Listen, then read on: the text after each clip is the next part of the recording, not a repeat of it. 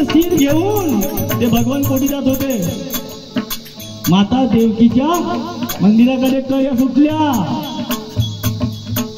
कंस राजाचे शिर घेऊन चालले, विजय होऊन चाललं। माता देवकी करुण आरती ओवाळी कृष्णाला, ओवाळी कृष्णाला।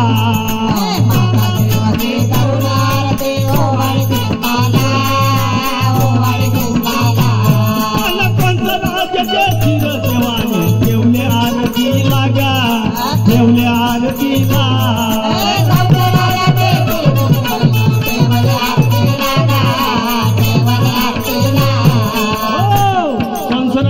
जेव्हा आरती केलं आणि पाय